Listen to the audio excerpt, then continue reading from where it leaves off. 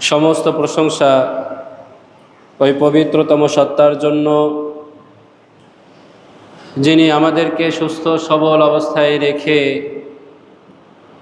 অতি উত্তম একটি সময়ে, অতি উত্তম একটি দিনে, অতি উত্তম একটি ইবাদত আদায় করার জন্য অতি উত্তম একটি ঘর, আল্লাহর ঘর মসজিদে আসার মতো, বসার মতো তৌফিক দান করেছেন। সেই সাথে জুমার মতো একটি সালাত আদায়ের পূর্বে কিছু দিনই কথাবার্তা শোনার মতো তৌফিক দান করতেছেন। সকলেই দিল থেকে শুকরিয়া জ্ঞাপন করি, আলহামদুলিল্লাহ। শতকোটি দরুদ ও সালাম বর্ষিত হোক জনাবে মুহাম্মদুর রাসূলুল্লাহ সাল্লাল্লাহু আলাইহি ওয়াসাল্লাম ও তার পুত পবিত্র পরিবারবর্গের উপর ও সম্মানিত সমস্ত সাহাবায়ে কেরাম রাদিয়াল্লাহু তাআলা আনহুম আজমাইনদের উপর। সম্মানিত মুসল্লিগণ, ইতিপূর্বে রাসূলুল্লাহ সাল্লাল্লাহু আলাইহি ওয়াসাল্লামের কিছু দিক নিয়ে আমাদের আলোচনা হয়েছিল আলহামদুলিল্লাহ গত রবিউল আউয়াল মাস। আজকের জুমার আলোচনার বিষয়বস্তু হচ্ছে রাসূলুল্লাহ সাল্লাল্লাহু আলাইহি ওয়াসাল্লামের যে সিরাত, অর্থাৎ যে জীবনী, সেই জীবনীর মধ্য থেকে কিছুটা পার্ট বাই পার্ট হিসাব করে আলোচনা। তার মধ্য হতে একটা হলো কর্জে হাসানা, অর্থাৎ লেনদেন, ধার দেওয়া নেওয়া। কর্জে হাসানা বা ধার দেওয়া নেওয়া যেটাই বলি না কেন, এটা কিন্তু অত্যন্ত গুরুত্বপূর্ণ একটা জিনিস। আমরা সকলেই জানি যে আল্লাহ পাক মানুষকে সৃষ্টি করেছেন, মানুষ সব সময় সব প্রয়োজনই নিজে নিজে মিটাইতে পারে না, তার অন্যের সাহায্যের প্রয়োজন হয়। যেহেতু সাহায্যের প্রয়োজন হয়, একে অন্যকে আমরা সাহায্য করে থাকি। তো মানুষ মানুষকে যে সাহায্য করে, সেই সাহায্যের মধ্যে অন্যতম একটা সাহায্য হলো কর্জে হাসানা। এবং একজন আরেকজনকে সাহায্য করার বিষয়বস্তুগুলোকে যদি আমরা সামনে রাখি, তো কর্জে হাসানা অর্থাৎ ধার দেওয়া এবং নেওয়া, এটা দেখবেন যে উপরের লিস্টেই থাকে, উপরের দিকেই এটা থাকবে। তো কর্জে হাসানা সম্পর্কে আজকের এই জুমার আলোচনা। মানুষ সাধারণত দুইটা কারণে কর্জ নেয় বা কারো কাছে ধার চায়। এই দুইটা কারণের একটা কারণ হলো মৌলিক কারণ, ঘরে চাল নাই, ডাল নাই, চলতে পারতেছেন না, এই কারণে ধার নেয়া, এই কারণে কর্জ নেয়া। আবার আরেকটা হইল উন্নতির কারণ, মানুষ উন্নতির কারণেও ঋণ নেয়, কর্জ নেয়। আমার অনেক কিছু আছে, আরও বাড়ানোর প্রয়োজন, এটাকে বলা হয় উন্নতির কারণে ঋণ।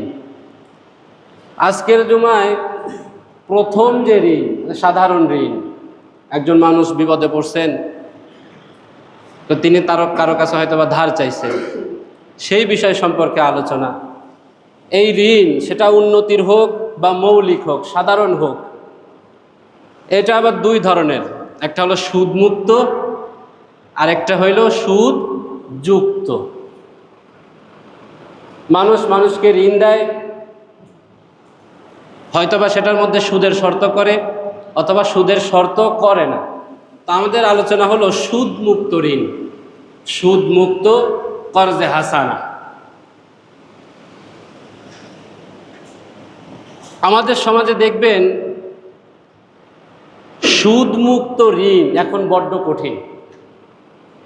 সুদ নাই এমন ঋণ নেওয়াটা কি হয়ে গেছে, খুব কঠিন হয়ে গেছে। আপনি কাউকে সুদ দিবেন, এই শর্তে যদি আপনি ঋণ চান, দেখবেন যে সাথে সাথে পেয়ে গেছে। কিন্তু সুদমুক্ত ঋণ, এই বিষয়টা খুব কঠিন হয়ে গেছে। কঠিন হওয়ার কারণটা কি? আল্লাহ পাক রব্বুল আলামিন সুদমুক্ত হিসাব নিকাশ এটাকেই তো হালাল করেছেন, আর সুদযুক্ত হিসাব নিকাশ এটাকে করেছেন কি হারাম। হারামটা সমাজের মধ্যে সয়লাভ হয়ে গেল, হারামটা সমাজের মধ্যে সহজ হয়ে গেল, আর আল্লাহ যেটা হালাল করেছেন সেটা হয়ে গেল কঠিন। কারণটা কি? দুইটা পাঠে ইনশাল্লাহ আলোচনা করব। একটা পাঠে থাকবে হলো ঋণ গ্রহীতা। সমাজে যে কর্জে হাসানা এটা কঠিন হয়ে গেছে, ধার দেওয়া নেওয়া এটা যে কঠিন হয়ে গেছে, সুদ ছাড়া এটা কঠিন হওয়ার একটা কারণ হলো যিনি ঋণ গ্রহীতা হয়তোবা তিনি তার দায়িত্ব সঠিকভাবে পালন করেন না। আবার আরেকটা বিষয়, যিনি ঋণদাতা তারও কিছু দায়িত্ব এবং কর্তব্য আছে। ঋণ গ্রহীতার কি দায়িত্ব সেই সম্পর্কে ইনশাল্লাহ প্রথম পাঠে আমরা আলোচনা করব। একজন ঋণ গ্রহীতা যিনি ঋণ নিচ্ছেন, যিনি ধার নিচ্ছেন, তার কয়েকটা বিষয় খেয়াল রাখা জরুরি। প্রথম যে বিষয়টা তিনি খেয়াল রাখবেন সেটা হলো ধার নেওয়ার সময় বা কর্জ নেওয়ার সময় তিনি তার নিয়তকে সঠিক রাখবেন। কোন নিয়তকে সঠিক রাখবেন? যে আমি এটা অবশ্যই দেব ইনশাল্লাহ। অনেক সময় তো আমরা ঋণ নেই, অনেক সময় আমরা কর্জ করি, নিয়ত থাকে দিলে দিলাম, না দিলে নাই, নিয়তের মধ্যেই গরমিল। সত্যিকারের কোনো প্রচেষ্টা যিনি ঋণ নিয়েছেন তার মধ্যে থাকে না। তো নিয়তটাকে সঠিক রাখা, সত্যিকারের প্রচেষ্টা থাকা, এটা হলো একজন ঋণ গ্রহীতার অন্যতম দায়িত্ব। একটি হাদিস আমি আপনাদের সামনে পেশ করি, সহিহ বুখারী 2387 নং হাদিস। হাদিসটি হযরত আবু হুরায়রা রাদিয়াল্লাহু তাআলা আনহু থেকে বর্ণিত। তিনি বলছেন, মান আখাযা আমওয়ালান নাস ইউরিদু আদাহা আদাল্লাহু আনহু। ভাই, আমাদের জীবনে চলতে গেলে ঋণ দেওয়া নেওয়া কিন্তু অন্যতম একটা বিষয়। আগেই বলেছি, তো যখন আমরা ঋণ নিব বা কর্জ নিব, এই হাদিসটা সামনে রাখা উচিত। আল্লাহ রাসূল সাল্লাল্লাহু আলাইহি ওয়াসাল্লাম বলছেন, যখন কোনো মানুষ ঋণ নেয়, যখন কোনো মানুষ কর্জ নেয়, ইউরিদু আদাহা, এবং সে নিয়ত রাখে যে আমি আমার এই কর্জটা অবশ্যই পরিশোধ করব, এই নিয়ত সে রাখে, আদাল্লাহু আনহু, যদি শত সহস্র অনুকূল পরিবেশ থাকেও তারপরেও আল্লাহ পাক তার এই ঋণ পরিশোধ করার তৌফিক দিয়ে দেন। আদাল্লাহু আনহু, এই ঋণের জিম্মাদারি স্বয়ং আল্লাহ তাআলা নেন, এটা সে পরিশোধ করতে পারে, আল্লাহ তাকে সেই তৌফিক দিয়ে দেন। তবে নিয়ত থাকতে হবে কি সঠিক, আমি এটাকে পরিশোধ করব।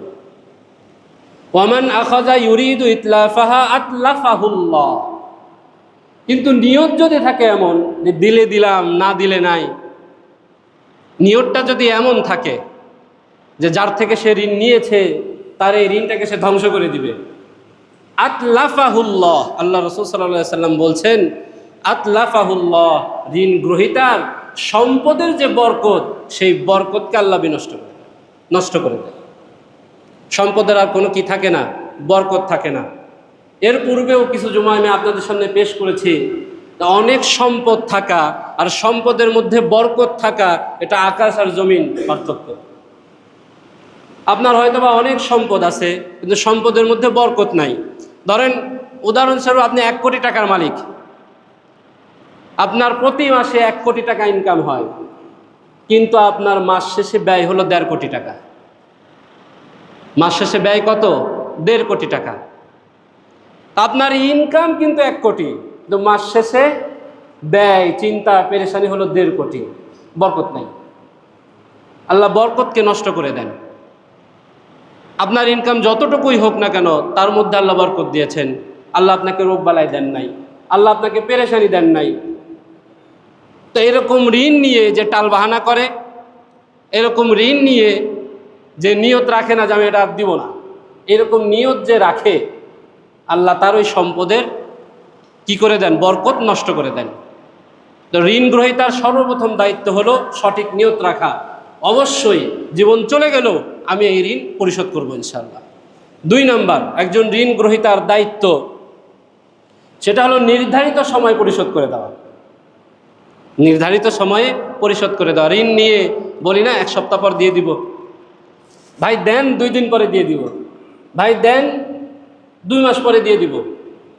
অনেক সময় এমন দেখা যায় যে 2 দিন 2 বছর হয়ে গেছে, যে বেচারা ঋণ দিয়েছেন তার পায়ের স্যান্ডেল তিনি ক্ষয় করে ফেলছেন, তারপরও তার ঋণ সে আদায় করতে পারে না। এরকম টালবাহানা না করা, যে নির্ধারিত সময় নির্ধারণ করা হয়েছে, ঋণ গ্রহীতার উচিত নির্ধারিত সময়ের মধ্যেই সেটাকে পরিশোধ করে দেওয়া। সহিহ বুখারী 2400 নং হাদিস। এই হাদিসটি হযরত আবু হুরায়রা রাদিয়াল্লাহু তাআলা আনহু থেকে বর্ণিত। তিনি বলছেন, ক্বালা রাসূলুল্লাহ সাল্লাল্লাহু আলাইহি ওয়াসাল্লাম মাতুলুল গনিয়্যি যুলমুন। যে ব্যক্তি ঋণ নিয়েছেন তার যদি সামর্থ্য থাকে ঋণ পরিশোধ করার, আর সামর্থ্য থাকা সত্ত্বেও সে যদি তার ঋণকে না দেয়, আল্লাহ রাসূল বলছেন যুলমুন, এটা হলো জুলুম, এটা হলো অত্যাচার। আর কিয়ামতের দিন সর্বপ্রথম বান্দার কিসের হিসাব হবে? জুলুমের হিসাব হবে, বান্দার অত্যাচারের হিসাব হবে। এটাও একটা অত্যাচার, এটাও একটা জুলুম। তো একজন ঋণ গ্রহীতার উচিত কি, যে সময়টা নির্ধারণ করে সে ঋণ নিয়েছেন সেই ঋণটা ওই সময় মতো পরিশোধ করে দেয়। এখন আসেন, প্রথম দুইটার কোনোটাই হলো না। ওই ব্যক্তি সঠিক নিয়ত রাখছেন এবং সময় মতো সেটাকে সে পরিশোধ করতে চান, তারপরেও হয় না, কোনো একটা কারণে তিনি পরিশোধ করতে পারতেছেন না। হয় কি না? হয়। ভাই আমি 2 দিন সময় নিছি, আমি শিওর ছিলাম আমি এই জিনিসটা আপনাকে পরিশোধ করে দিব, তারপরেও হচ্ছে না। এই মুহূর্তে সে কি করবে? তার যদি কোনো ওজর থাকে, তার যদি কোনো আপত্তি থাকে, তো সুন্দরভাবে যার থেকে তিনি ঋণ নিয়েছেন তাকে বুঝায় বলা, কোনো রূঢ় আচরণ না করা, যে ভাই তোর টাকাকে খেয়ে ফেলবো না নাকি, এইরকম কোনো কথাবার্তা তাকে না বলা, সুন্দরভাবে তাকে বুঝায় বলা। হাদিস শরীফের মধ্যে এইটাও আসছে, সহিহ বুখারীর 2390 নং হাদিস। হযরত আবু হুরায়রা রাদিয়াল্লাহু তাআলা আনহু থেকে বর্ণিত। তিনি বলছেন, আন্না রাজুলান তাকাযা রাসূলুল্লাহ সাল্লাল্লাহু আলাইহি ওয়াসাল্লাম ফাআগলাযা। আল্লাহর রাসূল সাল্লাল্লাহু আলাইহি ওয়াসাল্লাম এক ইহুদি থেকে একটা নির্দিষ্ট বয়সের একটা উট ধার করেছিলেন এবং একটা সময়ও নির্ধারণ করেছিলেন যে অমুক সময়ে আমি এই নির্দিষ্ট বয়সের একটা উট তোমাকে পরিশোধ করে দিব। একটা সময়ও তিনি নিয়েছিলেন। ফাআগলাযা, কিন্তু যে সময় আল্লাহর রাসূল নিয়েছিলেন, ধরেন উদাহরণস্বরূপ 3 দিন সময় নিয়েছিলেন, এই 3 দিনের আগে ইহুদি যে আল্লাহর রাসূলকে চাপ দিছেন, আপনি আমার উট দিয়ে দেন। এবং আল্লাহ রাসূল সাল্লাল্লাহু আলাইহি ওয়াসাল্লামের সাথে খুব খারাপ আচরণ সে করতেছে। যেহেতু ঋণের সময়সীমা আরও ছিল, সাহাবায়ে কেরামরাও ছিলেন, ফাহাম্মা আসহাব, তো সাহাবায়ে কেরাম ওই ইহুদির উপরে চটে গেছেন, রেগে গেছেন, যে বেটা তোমার থেকে তো সময় নিয়ে এটা নেওয়া হয়েছিল, সময়ের আগেই তুমি চাচ্ছ, তারপরে আবার চাপও দিচ্ছ, খারাপ কথাও বলতেছো। তো সাহাবায়ে কেরাম তার উপরে রেগে গেছেন, চটে গেছেন। ফাকালা দাউহু ফাইন্না লিসাহিবিল হাক্কি মাকালা। আল্লাহ রাসূল সাল্লাল্লাহু আলাইহি ওয়াসাল্লাম তিনি কত সুন্দর আচরণ করেছেন এই জায়গাটায়। আল্লাহ রাসূল সাল্লাল্লাহু আলাইহি ওয়াসাল্লাম বলতেছেন, তাকে ছেড়ে দাও, সে যেহেতু ঋণ দিয়েছে তার কিছু বলারও অধিকার আছে। ভাই, যিনি ঋণ দিয়েছেন তিনি আপনার বড্ড উপকার করেছেন, তা আপনি এটা পরিশোধ না করলে তার কিছু বলারও অধিকার আছে, সে কিছু বলতেই পারে। তুমি তোমার আমি দিয়েছিলাম তুমি দিলা না, এরকম একটু বলতেই পারে সে। যিনি ঋণ গ্রহীতা, যিনি ঋণ নিয়েছেন, তার উচিত হলো নরম ভাষায় সেটাকে মোকাবেলা করা, কঠোর কোনো ভাষা ব্যবহার না করা। আল্লাহ রাসূল সাল্লাল্লাহু আলাইহি ওয়াসাল্লাম বলতেছেন তাকে বলতে দাও, তার কিছু বলার অধিকার আছে। এরপরে আল্লাহ রাসূল বললেন, ওয়াশতারু লাহু বাঈরা, যে ঠিক আছে তার জন্য একটা উট ক্রয় করে দেয়া হোক। এরপরের ঘটনা কি? ওয়াকালু লা নাজিদু ইল্লা আফযালা মিন সিন্নাতিহি। তো সাহাবায়ে কেরাম তারা বাজারে গেছেন, গিয়ে দেখছেন যে আল্লাহর রাসূল যেই বয়সের যেমন উট তার থেকে ধার নিয়েছিলেন, বাজারে ওই বয়সের তেমন উট পাওয়া যাচ্ছে না, এর থেকে বেটারটা পাওয়া যাচ্ছে, এর থেকে ভালোটা পাওয়া যাচ্ছে। তা আল্লাহ রাসূলের কাছে এসে সাহাবায়ে কেরামরা বলতেছেন, ইয়া রাসূলুল্লাহ, আপনি তার থেকে যেই মানের উট নিয়েছেন, যেই বয়সের উট নিয়েছেন, বাজারে তো এর থেকে ভালোটা পাওয়া যায়, আমরা কি করব? আল্লাহ রাসূল বললেন, ইশতারুহু ফাতুহু ইয়াহ, তোমরা ভালোটা ক্রয় করেই তাকে দিয়ে দাও। এরপর আল্লাহ রাসূল বললেন, ফাইন্না খায়রুকুম আহসানুকুম কাযাআ, তোমাদের মধ্যে সবচাইতে উত্তম ব্যক্তি হলো সে যে ব্যক্তি তার ঋণ আদায়ে উত্তম, যে ব্যক্তি তার ঋণটাকে সুন্দরভাবে দিয়ে দেয়, ওই ব্যক্তি হলো তোমাদের মধ্যে সবচাইতে উত্তম। বাহ্যিক দৃষ্টিতেও দেখবেন কোনো মানুষ ভালো এটা পরীক্ষা করার অন্যতম একটা পরীক্ষা হলো যে তার সাথে লেনদেন, যার লেনদেন ভালো সে ভালো। যার লেনদেন খারাপ বুঝতে হবে তার আদার সাইড সমস্যা আছে। লেনদেন ভালো তো সে ভালো। এটা আল্লাহ রাসূল সাল্লাল্লাহু আলাইহি ওয়াসাল্লামের কথা, যে তোমাদের মধ্যে সবচাইতে উত্তম হলো ওই ব্যক্তি যে তার ঋণ আদায় সবচাইতে উত্তম। এরপর চতুর্থ নাম্বার, একজন ঋণ গ্রহীতার করণীয় কি? ঋণ যখন তিনি আদায় করবেন, ঋণটা যখন তিনি পরিশোধ করবেন, পরিশোধ করার সময় ঋণদাতার শুকরিয়া জ্ঞাপন করা। ভাই আপনার বিপদের সময় হয়তোবা মা হসপিটালে ছিল, এমন সময় সে আপনাকে ধার দিয়েছে, এমন সময় আপনাকে সে কর্জ দিয়েছে, আপনার কত বড় উপকার করেছে সে। আপনার ঘরে চাউল নাই, ডাউল নাই, এমন সময় সে আপনাকে কর্জ দিয়েছে, কর্জ না দিলে আপনি খেতে পারতেন না, এমন সময় সে আপনাকে কর্জে হাসানা দিয়েছে। তো কত বড় উপকার সে আপনাকে করেছে। অনেক সময় দেখা যায় যে এই কর্জ চাইতে যাওয়ার পরে দেয় তো দেয়ই, আরো 2-4টা কথাও শোনায় দেয়। তুই কি মনে করছিলি তোরটা খেয়ে ফেলবো? যা বেটা যা, নে যা, ভাগ, আর কোনোদিন আমার সামনে আসিস না। মনে হচ্ছে কি জানি একটা সে করে ফেলছে। সেই ঋণ দিয়ে কত বড় যে একটা অপরাধ করে ফেলছে, ঋণ গ্রহীতা তার আরো বকাঝকা করে, আরো বিভিন্ন পন্থা অবলম্বন করে তাকে কিভাবে অসম্মানিত করা যায়। অথচ তার শুকরিয়া আদায় করা উচিত ছিল যে আপনি আমার বড্ড উপকার করেছেন। এই বিষয়টাও হাদিস শরীফের মধ্যে ফোকাস করা হয়েছে। নাসাই 4683 নং হাদিস, হযরত রবিআ রাদিয়াল্লাহু তাআলা আনহা থেকে বর্ণিত। তিনি বলছেন, ইস্তাকরাজা মিন্নিন নবী সাল্লাল্লাহু আলাইহি ওয়াসাল্লাম 40 আলফা। আল্লাহ রাসূল সাল্লাল্লাহু আলাইহি ওয়াসাল্লাম একবার আমার কাছ থেকে 40,000 দিরহাম ঋণ নিয়েছিলেন। ফাজাআহু মালুন ফাদাফাআহু ইলাই। রাসূলুল্লাহ সাল্লাল্লাহু আলাইহি ওয়াসাল্লামের কাছে যখন সম্পদ আসছে, আল্লাহ রাসূল সাল্লাল্লাহু আলাইহি ওয়াসাল্লাম এটা আমাকে দিয়ে দিয়েছেন। ওয়া ক্বালা বারাকাল্লাহু লাকা ফি আহলিকা ওয়া মালিকা। তবে আমি দেখলাম যে রাসূলুল্লাহ সাল্লাল্লাহু আলাইহি ওয়াসাল্লাম আমাকে আমার ঋণটা আদায় করার সময় আমার জন্য খুব সুন্দর করে দোয়া করতেছেন। তিনি আমাকে বলতেছেন, ফি আহলিকা, রবি তোমার পরিবারের মধ্যে আল্লাহ বরকত দান করেন, রবি তোমার সম্পদের মধ্যে আল্লাহ বরকত দান করেন। তো আমি আল্লাহ রাসূলের দিকে চেয়ে থাকলাম যে আল্লাহ রাসূল, আপনি যদি আমার এই কর্জ নাও দিতেন, আমরা তো আমাদের জীবন দেওয়ার জন্যই আপনার সামনে প্রস্তুত। 40 দিরহাম তো কিছুই না, আর আপনি নিয়ে, আমি সাহাবী, আমি নগণ্য একজন মানুষ, আপনি নবী হয়ে আমার শুকরিয়া আদায় করতেছেন, কৃতজ্ঞতা জ্ঞাপন করতেছেন। আল্লাহ রাসূল সাল্লাল্লাহু আলাইহি সাল্লাম বলছেন, ইন্নামা জাযাউস সালাফি আল হামদু ওয়াল আদা। আল্লাহ রাসূল সাল্লাল্লাহু আলাইহি সাল্লাম বলছেন, দেখো, যিনি ঋণ দিয়েছেন তার 2টা জিনিস প্রাপ্য। একটা হলো সঠিক সময়ে তুমি তার সেটাকে আদায় করে দাও, আর আরেকটা হলো তুমি তার কৃতজ্ঞতা জ্ঞাপন করো। এটা হলো ঋণদাতার প্রাপ্য। সুন্দরভাবে তুমি তার ঋণটা তাকে বুঝিয়ে দাও। তাহলে ভাই, ঋণ গ্রহীতার জন্য 4টা জিনিস আমরা উল্লেখ করলাম। যারা আমরা ঋণ নেই, ধার নেই, কর্জ নেই, প্রথম কি ছিল? সঠিক নিয়ত রাখা, যে অবশ্যই আমি এটা পরিশোধ করে দেবো ইনশাআল্লাহ। যদি আপনি এই নিয়ত রাখেন, তাহলে এই ঋণের জিম্মাদার কে হন? আল্লাহ তাআলা হন। আল্লাহ আপনার সহজ করে দিবেন এই ঋণটাকে পরিশোধ করার জন্য। দ্বিতীয়ত ছিল নির্ধারিত সময় পরিশোধ করে দেওয়া, কোনো ধরনের টাল বাহানা না করা, এবং টাল বাহানা করা মারাত্মক ধরনের জুলুম। 3 নাম্বার, কোনো ওজোর আপত্তি যদি থেকেই থাকে, সুন্দরভাবে তাকে বুঝায় বলা, তার উপর কোনো কঠোরতা না করা। 4 নাম্বার, যখন পরিশোধ করে দিবেন তখন তার শুকরিয়া জ্ঞাপন করা, কৃতজ্ঞতা জ্ঞাপন করা, কেননা তিনি আপনার উপকার করেছেন। এটা হলো একজন ঋণ গ্রহীতার দায়িত্ব। এই জিনিসগুলো না থাকার কারণে, বিশ্বাস করেন, এই 4টা গুণ না থাকার কারণে সুদমুক্ত ঋণ আমাদের সমাজ থেকে এখন বিলীন হয়ে গেছে। যে ব্যক্তি কাউকে ধার দিয়ে এই 4টা গুণের বিপরীত কোনো কিছু পাইছেন, পায়ের স্যান্ডেল ক্ষয় করা লাগছে, সে আর কোনোদিন ধার দিবে? আপনার কি মনে হয় সে কোনোদিন ধার দিবে? আমি হলে তো দিতাম না, আপনি হলেও তাই করতেন, বরং একজনের কারণে আরো 100 জনকে আপনি দিবেন না। এই 4টা গুণের বিপরীতের কারণে মূলত আমাদের সমাজ থেকে সুদমুক্ত ঋণ বিলীন হয়ে গেছে। আগে আমরা যারা ঋণ নিই তাদেরকে ঠিক হওয়া উচিত।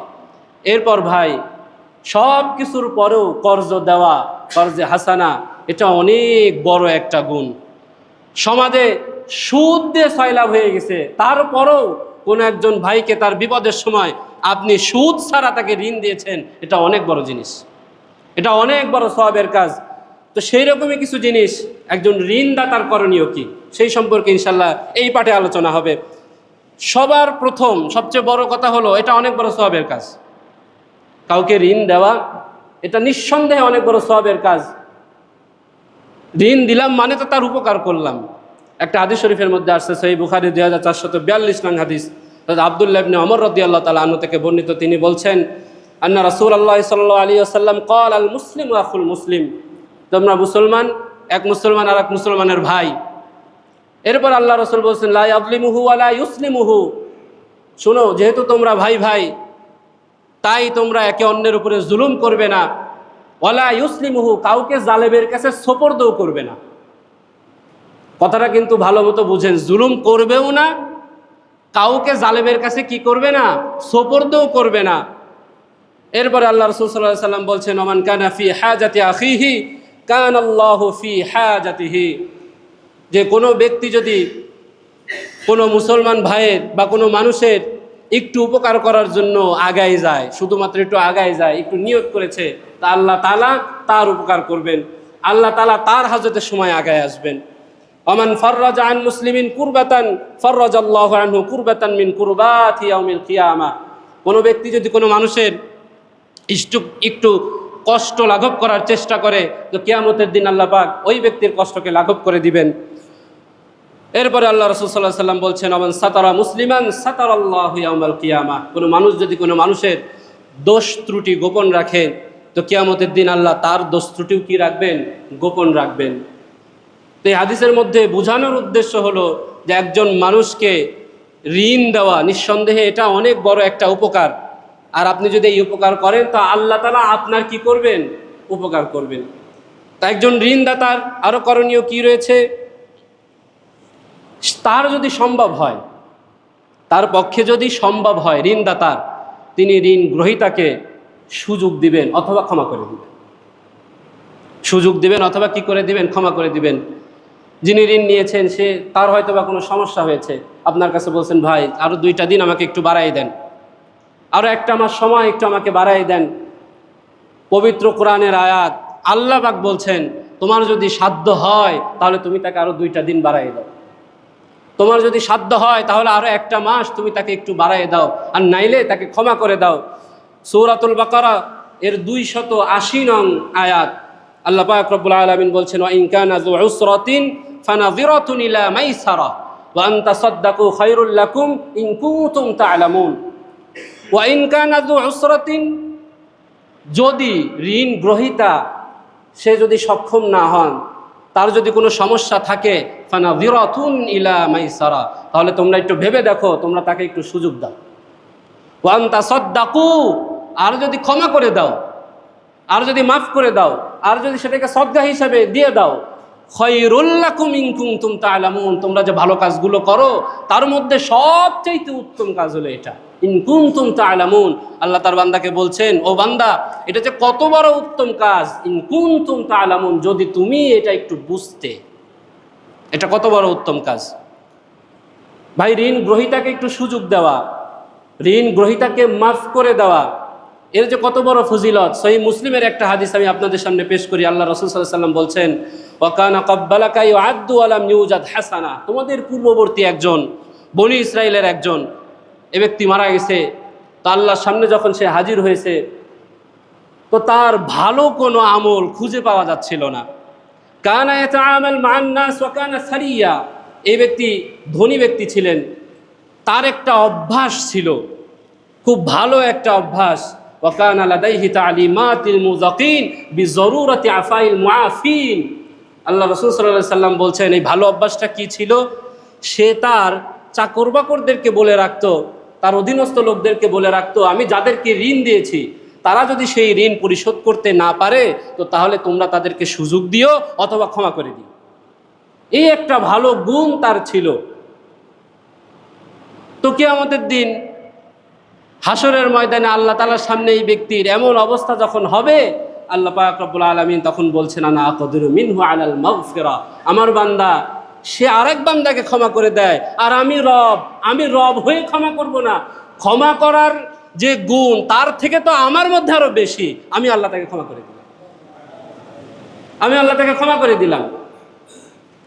ভাই আমার, একটা কবিতার মধ্যে আছে যে জীবনের এমন কিছু আমল আমাদের সামনে আমাদের করা উচিত যে এই আমলটা শুধুমাত্র আল্লাহ তাআলার জন্যই করা, দুনিয়ার আর কেউ জানে না। আমার বিবি জানে না, আমার মা জানে না, আমার বাবা জানে না, আমার সন্তানেরা জানে না, কেউ জানে না, শুধু আমি আর আল্লাহ জানে। এমন কিছু আমল জীবনে সঞ্চয় করা উচিত এবং এমন কিছু আমলের উসিলা দিয়ে যদি আল্লাহ তাআলার কাছে দোয়া করা যায় তো আল্লাহ তাআলা সেই দোয়াকে কি করে থাকেন, কবুল করে থাকেন। যে আমল সম্পর্কে কেউ জানে না, তা আপনি আপনার সবার অগোচরে কারো একটা ঋণকে একটু মাফ করে দেন, একটা ভালো কাজ করেন। কোনো ঋণ গ্রহীতাকে একটু সুযোগ করে দেন, 2 দিন সময় ছিল তাকে 5 দিন দিয়ে দেন, একটা সুন্নতের প্রতি আমল করেন। আরেকটা হাদিস শরীফে আছে, সহিহ তিরমিজির হাদিস, সময়ের শেষের দিকে এই হাদিসটি হযরত আবু হুরায়রা রাদিয়াল্লাহু তাআলা আনহু থেকে বর্ণিত। তিনি বলছেন, কোনো ব্যক্তি যদি কাউকে, কোনো ঋণগ্রস্ত ব্যক্তিকে একটু সুযোগ দেয় অথবা তাকে ক্ষমা করে দেয় তো কিয়ামতের দিন আল্লাহ তাআলা আরশের নিচে তাকে ছায়া দান করবেন, যেই দিন আল্লাহর আরশের ছায়া ছাড়া আর কোনো কিছুর ছায়া সেখানে থাকবে না। এত বড় ফজিলত। এরপর সর্বশেষ যিনি ঋণদাতা তিনিও তার ঋণটাকে, হাদিস শরীফের মধ্যে আসছে যে খুব উত্তমভাবে তলব করবে, খুব উত্তমভাবে চাবে, নম্র ভাষায় চাবে। ঋণ গ্রহীতা যেমন সেও নরম থাকবে, ঋণদাতা সেও কি থাকবে, নরম থাকবে। 2-4-10টা গালি দিয়ে, হেই কবে তোরে টাকা দিছি এখনো দেস না, এইভাবে না, ভাই আমি আপনাকে ঋণ দিয়েছি আমার ঋণটা একটু দিয়ে দেন। খুব সুন্দরভাবে তলব করা। রাসূলুল্লাহ সাল্লাল্লাহু আলাইহি ওয়াসাল্লাম বলছেন, রহিমাল্লাহ, আল্লাহ ওই ব্যক্তির প্রতি রহম করেন যে ঋণ দেয়ও ভালোভাবে, নেয়ও ভালোভাবে। সর্বশেষ একটা হাদিসের সারাংশ বলে আমি শেষ করে দিচ্ছি। ধরেন আমরা ঋণ নিয়েছি, ঋণ নিয়ে এটা পরিশোধের কোনো মন মানসিকতা নাই, এই অবস্থায় আমরা মারা গিয়েছি। এই ব্যক্তির ব্যাপারে রাসূলুল্লাহ সাল্লাল্লাহু আলাইহি ওয়াসাল্লাম কেমন কঠোরতা অবলম্বন করতেন। সহিহ বুখারীর 2289 নং হাদিস, হযরত সালামা ইবনে আকওয়া রাদিয়াল্লাহু তাআলা আনহু থেকে বর্ণিত। তিনি বলছেন যে 3 ধরনের জানাজা রাসূলুল্লাহ সাল্লাল্লাহু আলাইহি ওয়াসাল্লামের কাছে আসছিল। রাসূলুল্লাহ সাল্লাল্লাহু আলাইহি ওয়াসাল্লাম প্রথম জানাজা পড়লেন এবং জিজ্ঞেস করলেন, এই ব্যক্তির কি কোনো ঋণ আছে? সাহাবায়ে কেরাম বললেন যে না, এই ব্যক্তির কোনো ঋণ নাই। আল্লাহ রাসূল তার জানাজা আদায় করলেন। দ্বিতীয় ব্যক্তির জানাজা যখন আনা হলো, আল্লাহ রাসূল জিজ্ঞেস করলেন, এই ব্যক্তির কি কোনো ঋণ আছে? সাহাবায়ে কেরাম বললেন, ইয়া রাসূলুল্লাহ, হ্যাঁ এই ব্যক্তির ঋণ আছে, তবে সে তার ঋণ পরিশোধ করার জন্য ওসিয়ত করে গেছেন। তা আল্লাহ রাসূল এই ব্যক্তিরও জানাজা আদায় করলেন। তৃতীয় এক ব্যক্তির জানাজা আল্লাহ রাসূলের সামনে আসলো। আল্লাহ রাসূল সাল্লাল্লাহু আলাইহি ওয়াসাল্লাম বললেন, এই ব্যক্তির কি কোনো ঋণ আছে? সাহাবায়ে কেরাম বললেন, এই ব্যক্তির তো ঋণ আছে, এবং সে কোনো ধরনের ওসিয়ত ইত্যাদি বা কোনো সম্পদও রেখে যায় নাই যে এই ঋণ পরিশোধ করা যায়। আল্লাহ রাসূল বলছেন, তোমাদের সাথীর জানাজা তোমরাই পড়ে নাও। রাসূলুল্লাহ সাল্লাল্লাহু আলাইহি ওয়াসাল্লাম ইগনোর করলেন যে এমন ব্যক্তির জানাজা আমার পড়ারই দরকার নাই। সর্বশেষ এক সাহাবী এই কথা বলছেন যে, ইয়া রাসূলুল্লাহ, আমি তার এই কর্জের দায়িত্ব নিচ্ছি, আপনি মেহেরবানি করে তার জানাজা আদায় করেন। রাসূলুল্লাহ সাল্লাল্লাহু আলাইহি ওয়াসাল্লাম এরপর যে তার জানাজা আদায় করছেন। তো ভাই আমার, সুদ মুক্ত ঋণ আমাদের সমাজে কঠিন হওয়ার কারণগুলো কি ছিল? ঋণ গ্রহীতা তার দায়িত্ব কি করে না, সঠিকভাবে আদায় করে না, এটাই অন্যতম মূল কারণ। তো ঋণ গ্রহীতার যে বিষয়গুলো বলা হলো এবং ঋণ দাতারও যে বিষয়গুলো বলা হলো এবং সর্বশেষ কর্জে হাসানা, অনেক বড় উত্তম একটি আমল। সেই শর্তগুলো মেনে চলার তৌফিক আল্লাহ পাক রব্বুল আলামিন আমাদেরকে দান করেন, সকলেই বলে আমিন। সর্বশেষ একটা জিনিস বলে আমার কাছে খুব ভালো লাগছে। তো সমাজ থেকে সুদ যুক্ত এই ঋণটাকে দূর করার জন্য আপনারা জানেন কিনা, আমাদের কুমারখালীতেই কর্জে হাসানা নামে একটা ফাউন্ডেশন হয়েছে। সুদ মুক্ত ঋণ এখান থেকে দেয়া হয়। আমি শোনার পরে অত্যন্ত খুশি হয়েছি, খুব দারুণ জিনিস। এখান থেকে সুদ মুক্ত ঋণ দেওয়া হয়। আপনি সাধারণ কিছু শর্ত শারাইতের মাধ্যমে সেখান থেকে ঋণ নিতে পারবেন এবং নির্দিষ্ট সময়ের মধ্যে সেটাকে পরিশোধ করবেন। আপনার ন্যূনতম কোনো সুদ বা ইত্যাদি অতিরিক্ত কোনো কিছু সেখান থেকে দেয়া লাগবে না। এটা অত্যন্ত সুন্দর জিনিস, ভালো জিনিস। আল্লাহ পাক রব্বুল আলামিন এই কর্জে হাসানা ফাউন্ডেশনের ভাইদেরকে কবুল করেন এবং এটাকে সারা বিশ্বব্যাপী আল্লাহ পাক ছড়ায় দেন। আমিন। ওয়া আখিরু দাওয়ানা আলহামদুলিল্লাহি রাব্বিল আলামিন।